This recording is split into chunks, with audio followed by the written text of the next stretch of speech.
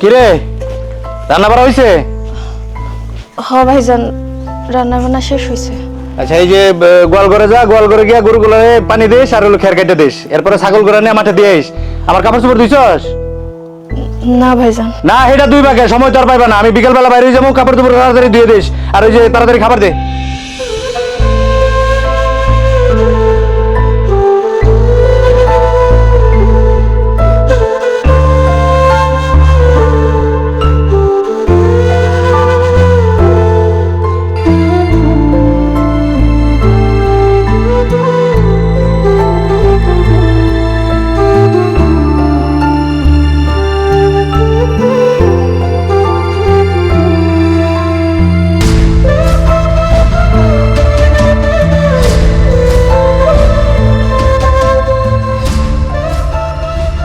হ্যাঁ খালেদ, বাইকটা নিয়ে রাস্তার ওইদিকে আয়। রে সকালবেলা বিধু পাড়ার লোকে দেখা গেল, আজকে তোমার সারাটা দিনই কুফা।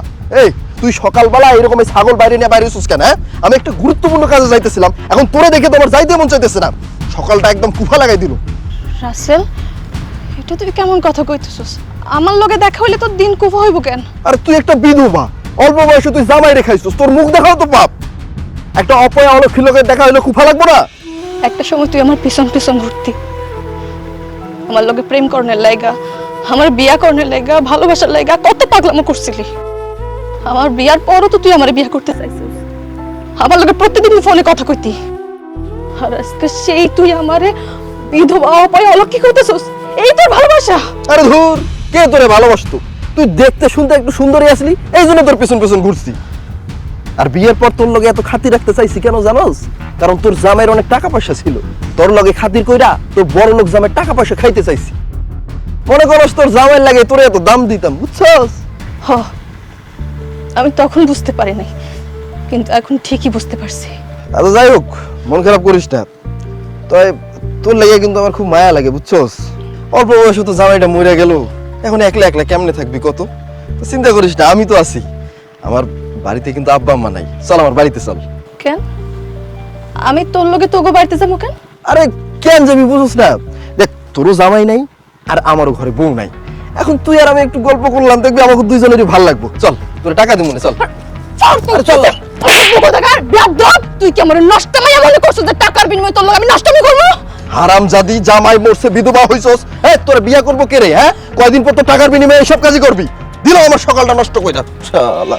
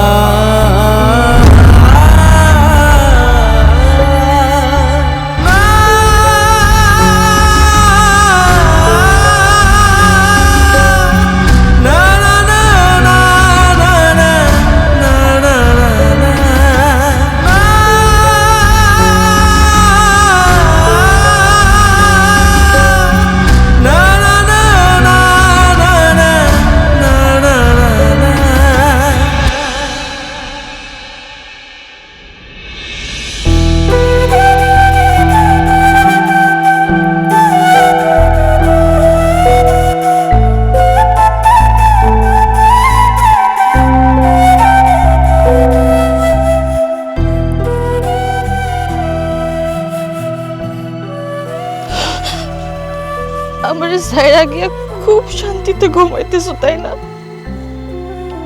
একটা বার ভাবছো তোমার ছাড়া আমার কি অবস্থা হইব? তুমি বাইচা থাকতে আমি কোনোদিন তোমার মূল্য বুঝি নাই।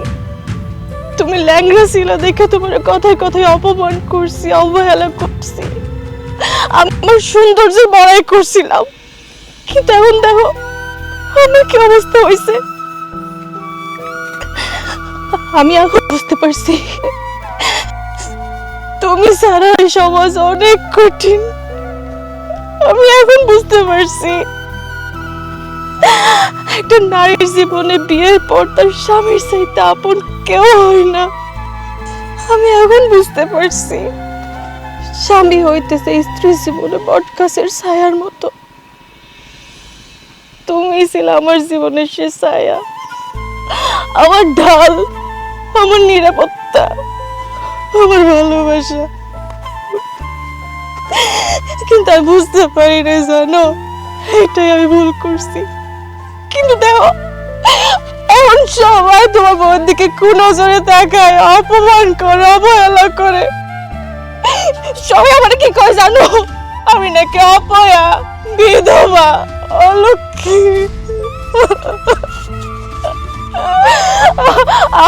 আমার জীবনটা নরক হয়ে গেছে। আমি আর কিচ্ছু চাই না, আমি শুধু তোমারে চাই। আমি তুমি আমার কাছে ফিরে আসো না, আমার কাছে ফিরে আসো। আমি কিচ্ছু চাই না। আমি তোমার কথা দিতেছি, তুমি ল্যাংড়া হও, লুলা হও, আমার কিচ্ছু চাই আসে না। আমি শুধু তোমার লগে সংসার করতে চাই। তুমি যেমনি থাকো, তোমার অনেক বদভ্যাস আছে না, আমি তোমার সবসময় বকাঝকা করতাম না। আমি তোমার কথা দিতেছি, আমি তোমার আর কোনোদিন বকা দিব না। তুমি তো সবসময় চুপচাপ থাকো। আমি তো তোমার তুমি আমার কথা কও না কেন, কথা কও না কেন, এটাও কব না, আমি কিচ্ছু কব না। তুমি যেমনি থাকবা আমি তোমার নিয়ে থাকবো। শুধু তুমি আমার কাছে ফিরে আসো। আমি তোমার ছাড়া থাকতে পারতেছি না, এই দুনিয়াটা অনেক কঠিন। আমি তোমার চাই, তুমি আমার কাছে ফিরে আসো। আর তুমি যদি ফিরে আসতে না পারো তাহলে তুমি আমার তোমার কাছে নিয়ে যাও। আমি তোমার ছাড়া থাকতে পারতেছি না। আমার স্বামী ছাড়া আমার জীবনটা নরক হয়ে গেছে। আল্লাহ, আল্লাহ, তুমি আমার স্বামীর আমার কাছে ফিরাই দাও। আল্লাহ, আমার স্বামীর আমার কাছে ফিরাই দাও, নাহলে আমার স্বামীর কাছে তুমি আমার লইয়া যাও। আল্লাহ, আমার স্বামীর কাছে আমার লইয়া যাও। আমার স্বামী ছাড়া আমি বাঁচতে পারবো না। আল্লাহ, আমার স্বামীর আমার কাছে ফিরাইয়া দাও। আল্লাহ, তুমি আমার মাফ করো।